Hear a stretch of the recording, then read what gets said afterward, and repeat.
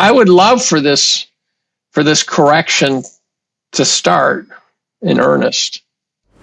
And I have some strategic changes that I've made since I was totally cashed up. I don't think GLD is backed by gold. I read the prospectus. Is absorbing crypto into the normal world, which I think is a loser. Then I would be offered opportunities to buy assets at what I consider to be reasonable prices. Right now, I can't. So I think time is going to be the enemy of the investor. Time scares me more than price. In today's episode, Collum talks about the incremental value of holding gold and silver in a well-diversified portfolio. Gold and silver being regarded as safe haven assets, act as a hedge against inflation and currency devaluation, making them a wise choice for preserving wealth over the long term. He also exposes Bitcoin and all the emerging cryptocurrencies as BRICS masterplan continues. But you don't need a reserve currency to store money. There's a million things you can store it in a basket. I can sell you something in Zimbabwe dollars. A microsecond later, convert them to Japanese yen. So you don't need this big pile of dollars everywhere. And people are talking about the BRICS and how, that'll be a stupid currency. That'll never get liked. The BRICS is not about a currency. I don't think the people who talk about the BRICS and currency have it right. The BRICS is about a fundamental shift in alliances in the world. You've got 20 countries, including Arabs, saying, we're going to go with Russia and China. Well, not just that. There are 20 countries saying we're not aligning with the United States now. We're aligning with Russia, China, right? India. Yeah. This is a revolt. Where I feel vulnerable is that in a bull market, time is your friend, and in a bear market, time is your enemy. And right now, it's acting like a bull market, but I'm a bear. So they're basically burning the clock on me. If this thing would finally get off its butt and correct, then I would be offered opportunities to buy assets at what I consider to be reasonable prices. Right now, I can't. So I'm hunkered down for the apocalypse. I have a huge sort of cash position, which is 2-year treasuries, but that's cash. I think it's going to be long and protracted. So I think the Nikkei is probably the best model. A combination of the Nikkei and the U.S. 1967 to 81, so raging inflation and an equity market that can't get off its butt. I think that will be what takes investors down to the studs eventually. A very long, protracted, tedious period of malaise. It's not going to be a collapse because the V-bounce buyers will be in there fast.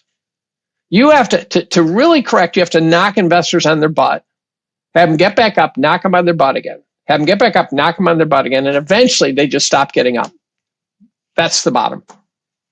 1929 to 33 was a V-bounce. The Nikkei is not a V-bounce. And if monetary policy is handcuffed by inflation, then they can't trigger V-bounces the way they have been doing for 40 straight years. So I think time is going to be the enemy of the investor. Time scares me more than price. So I got some crap from a very famous European money manager who has been very supportive. And he said, I think you've lost your edge because you're worried about all this other crap. I got about a 5 or 6% return last year. I will take 5 or 6% all day long if I'm actually hedged against catastrophe. So if I can get 5 or 6% while being totally protected from what I fear is coming, that's spectacular. My best decade, I had a typically good decade, the 80s. You couldn't not make money in the 80s. I had a great 90s because I was actually a tech bull, believe it or not. My best decade compared to everybody else on the planet was the noughts. While they were getting hit with 2 bear markets, I made 13% a year for 10 years compounded. The teens up to the present, I sucked because I believed we were not done in 08, 09. I believed we had another halving in front of us. What I didn't see coming was $30 trillion. I could not have.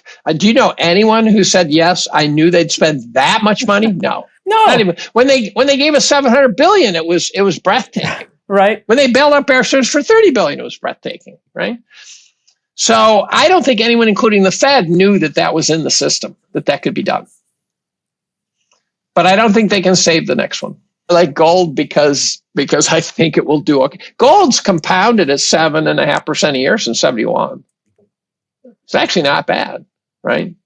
People always talk about gold. An ounce of gold buys a good suit. That's a stupid metric. I know. I hate that metric. I'll tell you why I hate it, because you don't know what a toga costs, right?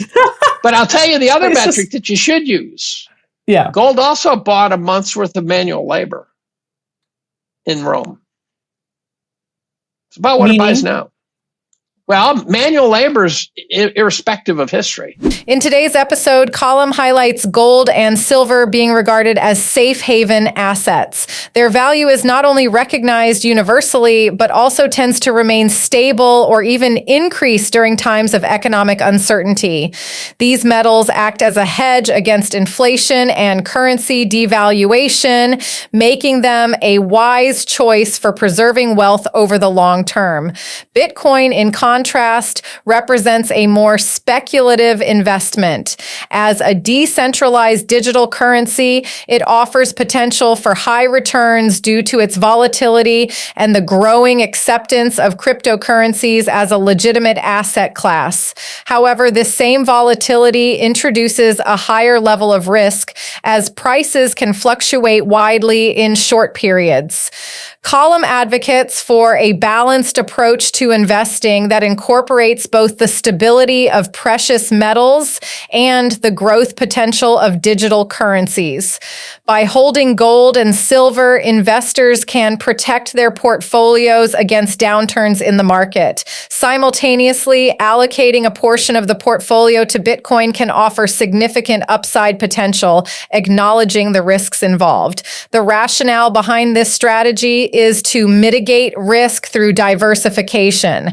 While gold and silver provide a safeguard against economic instability, Bitcoin allows investors to engage with emerging financial technologies and markets, offering a hedge against traditional financial systems and potential for substantial gains.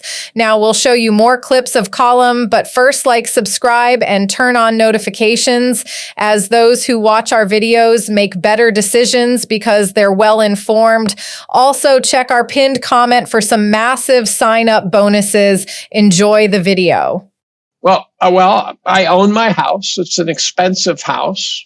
It's appreciated a lot, but it's an expensive house. And so I have a place to live in. I have a lot of gold. I have treasuries that I'm constantly battling the real inflation rate. So people say, I'm making money with 5% return on treasuries. No, you're not. But you're not getting crushed. Right. But they're rotting my portfolio. So I would love for this correction to start in earnest.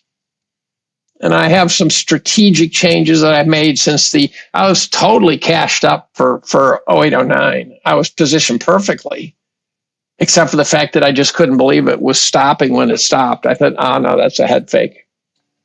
Well, first of all, I'm kind of a Luddite. It's a digital asset.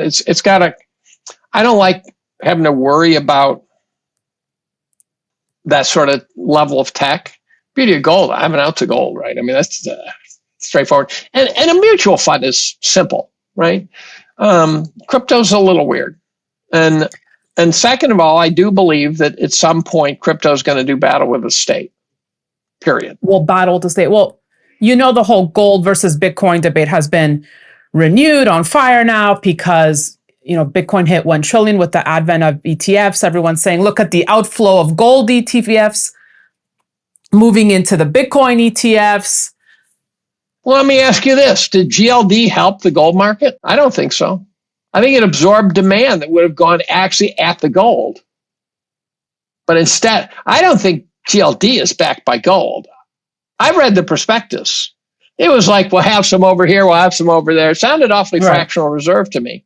So I think GLD was put into place to A, make someone some money, and B, to absorb demand. Right. So the crypto ETF is absorbing crypto into the normal world, which I think is a loser. So I think the crypto guys should not be enthusiastic about the ETF.